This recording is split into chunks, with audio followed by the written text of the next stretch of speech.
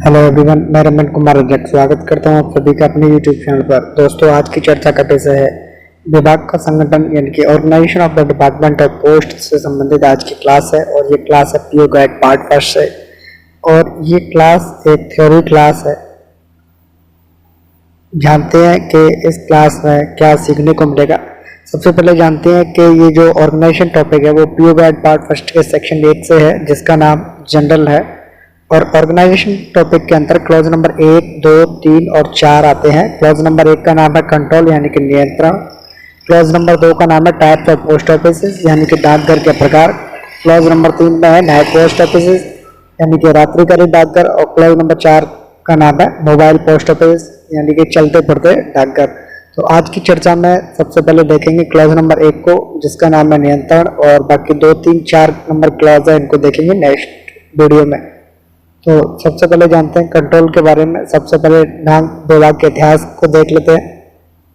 तो जो इंडिया का डाक नेटवर्क है, पोस्ट ऑफिस का जो नेटवर्क है वो पूरे वर्ल्ड में सबसे बड़ा है। और लेटेस्ट डाटा के अनुसार टोटल डाकघर की संख्या है 1,56,721। और इसी के साथ में हम लोग पूरे वर्ल्ड में टॉप करते हैं अपने डाक नेटवर्क के मामले में। और सबसे पहला जो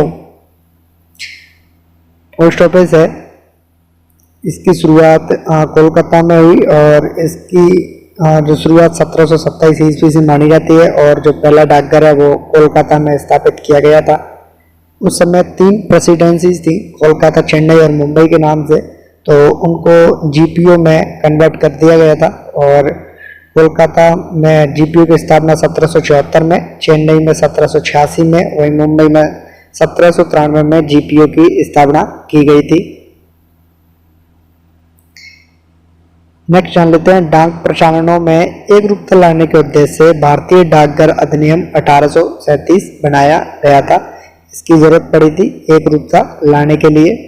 और इस अधिनियम के बाद अधिक व्यापक यानी कि इसको थोड़ा सा और एक्सपेंड किया गया था। और उस अधिनियम का नाम था भारतीय डाकघर अधिनियम 1854। और इस अधिनियम ने यानी कि 1854 वाले अधिनियम ने आधुनिक काल की जो डाक है उस प्रणाली की इसने नींव रखी थी। और उसी वर्ष रेल डाक सेवा आरएमएस की शुरुआत की गई तथा भारत से ग्रेट ब्रिटेन और चीन तक का एक समुद्री डाक सेवा की सेवा भी प्रारंभ की गई थी। बेसिकली ये प्रश्न पूछा गया था कि आरएमएस की स्थापना कब हुई थी। तो आरएमएस की स्थापना का आंसर यहाँ से अपने को मिल जाएगा। और एक प्रश्न और भी यहाँ से बन सकता था, वो प्रश्न यहाँ से बन सकते हैं। Number of total post office की संख्या कितनी थी? तो 1,56,721। हम लोग पूरे विश्व में किस नंबर पर आते हैं? तो ये विशालतम है यानी कि फर्स्ट नंबर पर रैंक कर रहे हैं हम लोग। और देन सब ये भी पूछा जा सकता है कि पहला डाकघर की स्थापना कहाँ पर की गई? तो पहला जो डाकघर है वो कोलकाता में स्थापित हुआ। और इसकी जो शुरुआत है वो 1727 से मानी जाती है। ये भी प्रश्न पूछे जा सकते हैं। और नंबर ऑफ जीपीओ को भी पूछ सकता है कि जो फर्स्ट 3 जीपीओ थे वो किस तरीके से थे, या तो उन्हें सीरियल्स के हिसाब से पूछ सकता है कि पहले नंबर पर किसकी स्थापना हुई, सेकंड नंबर पर किसकी हुई, और थर्ड नंबर पर कौन से की हुई। या ये भी पूछ सकते हैं कि कौन कौन सी जगह पर जो पहले 3 जीपीओ हैं उनकी स्थापना की गई थी। नेक्स्ट जान लेते हैं संगठनात्मक ढांचा यानी कि जो ऑर्गेनाइजेशन स्ट्रक्चर था वो किस तरीके से है। तो सबसे पहला जो प्रश्न है वो भी यही से पूछा जाता है कि जो डाक विभाग है वो किस मंत्रालय के अधीन आता है। तो डाक विभाग संचार मंत्रालय के अधीन आता है। और ये भी पूछा जा सकता है कि जो डाक विभाग है उनको हेड कौन करता है। तो डाक विभाग को हेड करता है सचिव डाक विभाग, जो कि डाक सेवा बोर्ड के भी अध्यक्ष होते हैं, यानी कि जो पोस्टल सर्विस बोर्ड होती है उसके हेड भी secretary of the department of post होते हैं। महानिदेशक डाक सेवाएं डाक विभाग भारतीय डाकघर अधिनियम 1898 और भारतीय डाकघर नियम 1993 तथा डाक जीवन बीमा के प्रशासक हैं। बेसिकली प्रश्न यहाँ से पूछा जाता है कि एक प्रश्न पूछा जाता है कि डाक विभाग का प्रमुख कौन होता है। तो डाक विभाग का जब प्रमुख पूछा जाएगा तो वहां पर आएगा सेक्रेटरी ऑफ द पोस्ट यानी कि सचिव डाक विभाग। अगर प्रश्न पूछा जाता है कि डाक विभाग का प्रशासनिक प्रमुख कौन होता है, डाक विभाग का प्रशासनिक प्रमुख कौन होता है, ये पूछा जाएगा, तो वहां पर महानिदेशक यानी कि डायरेक्टर जनरल डीजी पोस्ट वहाँ पर आंसर होगा। तो जो महानिदेशक होते हैं वो प्रशासनिक प्रमुख होते हैं डाक विभाग के। वहीं सिंपल पूछे कि डाक विभाग का प्रमुख कौन होता है, तो डाक विभाग के प्रमुख होते हैं सचिव डाक विभाग।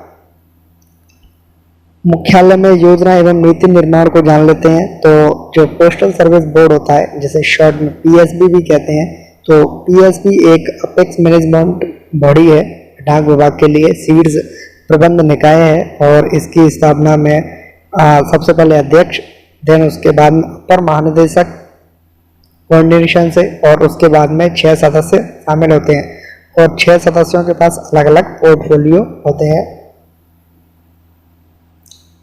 डाक विभाग के अपर सचिव एवं वित्तीय सलाहकार, डाक विभाग के additional secretary and financial adviser विभाग के आंतरिक विंग का कार्य देखते हैं।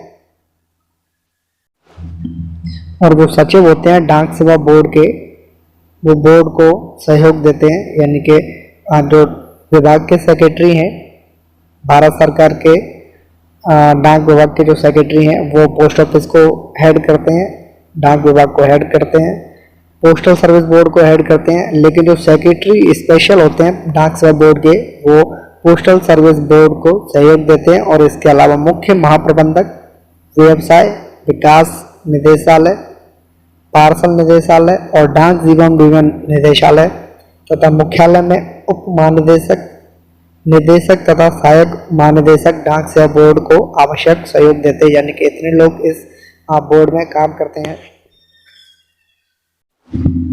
पोस्टल सर्विस बोर्ड का जो स्ट्रक्चर है उसे जान लेते हैं। पोस्टल सर्विस बोर्ड में chairman of the postal service board, तो पोस्टल सर्विस बोर्ड के चेयरमैन कौन होते हैं, तो वो होते हैं सेक्रेटरी डाक विभाग के।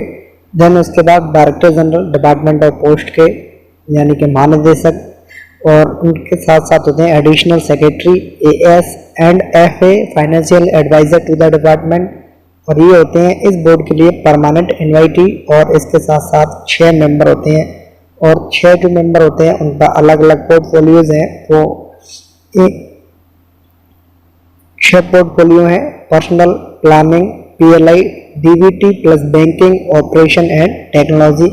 ये 6 मेंबर 6 बोर्ड्स को या जो पोर्टफोलियोज हैं उनको होल्ड करते हैं। उनके पास में ये 6 पोर्टफोलियो होते हैं। जानते हैं डाक सर्कल और उसके क्षेत्र के बारे में। बेसिकली जो पूरा देश है उसको 23 पोस्टल बोर्ड सर्कल्स में, डाक सर्कलों में बांटा गया है।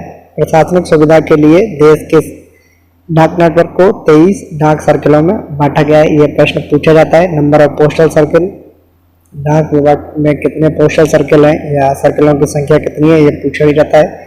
और वहीं जो सर्कल के हेड कौन होते हैं, सर्कल हेड होते हैं सीपीएनजी, यानी कि चीफ पोस्ट मास्टर जनरल। कुछ एक अपवादों को छोड़कर सर्कल सामान्यतः राज्यों के को टर्मिनस होते हैं। बेसिकली ये है कि कुछ एक अपवाद कौन कौन से हैं इनको अभी बाद में देख लेंगे।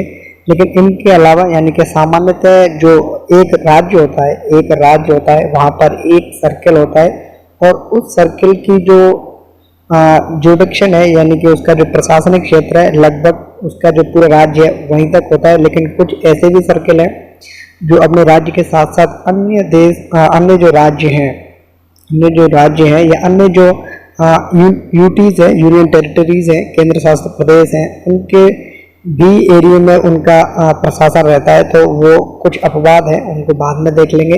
लेकिन को टर्मिनस का मीन्स होता है कि एक राज्य एक सर्कल को लगभग सामान्यतः हेड करते हैं।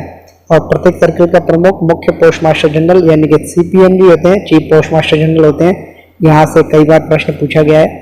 सर्कलों को क्षेत्रों में विभाजित किया जाता है, यानी कि सबसे पहले जान लेते हैं कि पूरे देश के लिए सर्कल्स, सर्कल के बाद में आते हैं रीजन्स के बाद में आते हैं डिविजन्स।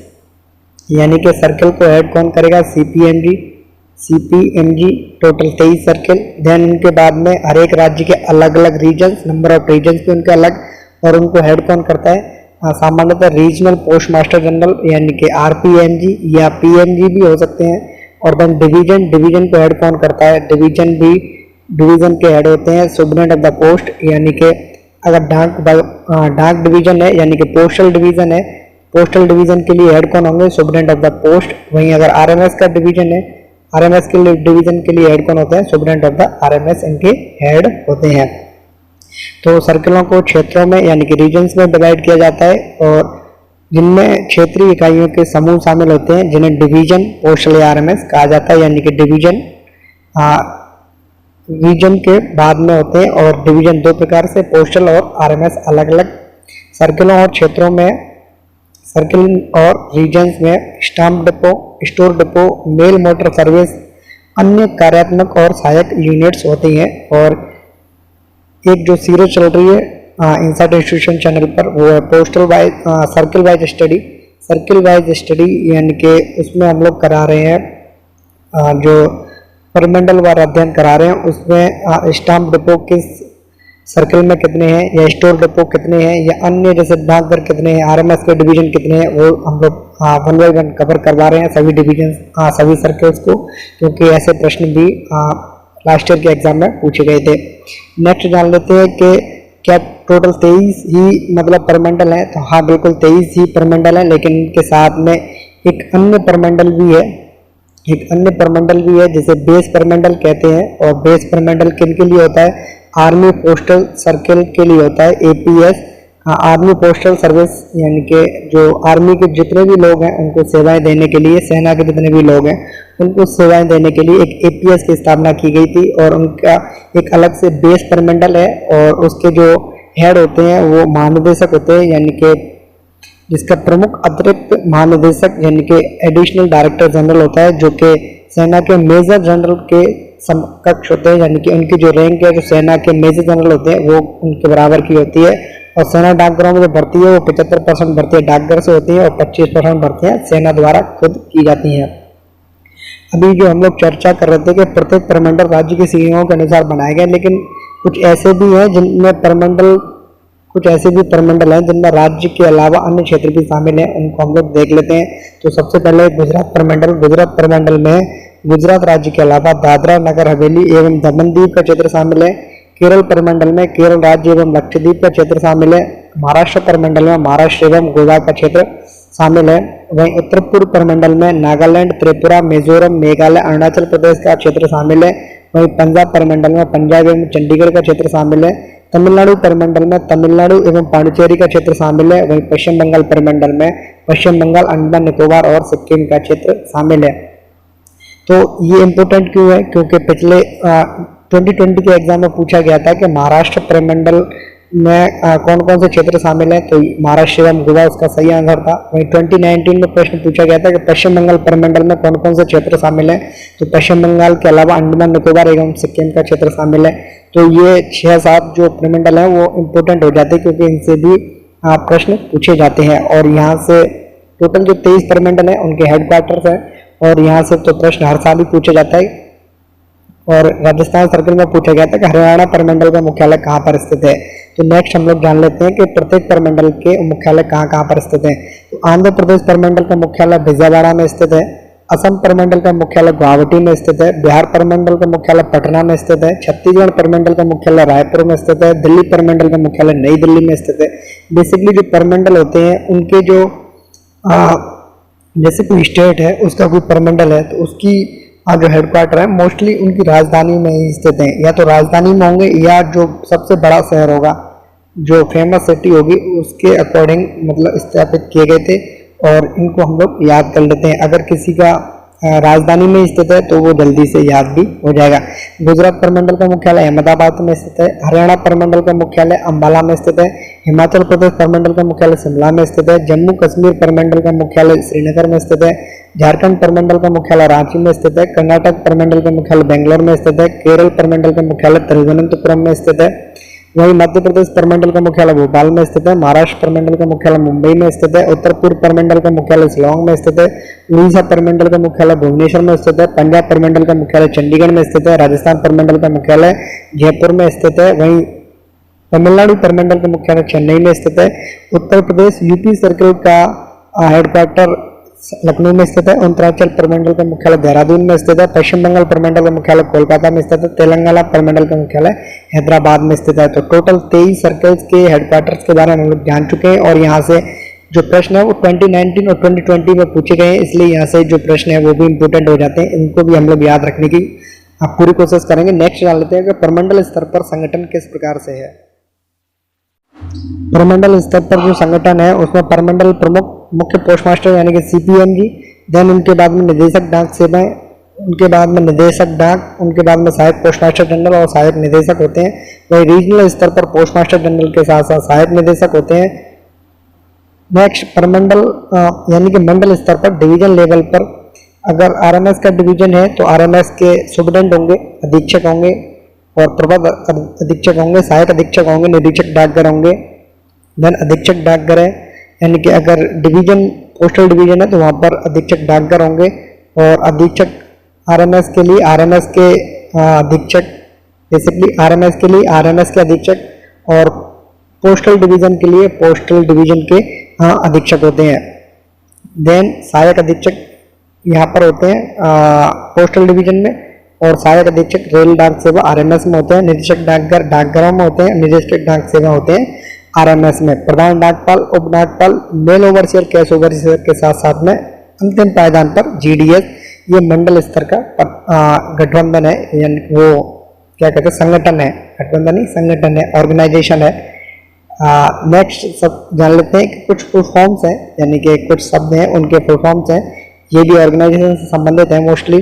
तो CGM की फुल फॉर्म है चीफ जनरल मैनेजर, DDG की फुल फॉर्म है डिप्टी डायरेक्टर जनरल, GM की फुल फॉर्म है जनरल मैनेजर, रांगपा की फुल फॉर्म है Rafi Ahmed Cadbury national postal academy, PTC की फुल फॉर्म है पोस्टल ट्रेनिंग सेंटर, PMLA की फुल फॉर्म है prevention of money laundering act और ये IT से है। दर्पण की फुल फॉर्म है digital advancement for rural post office in a new India.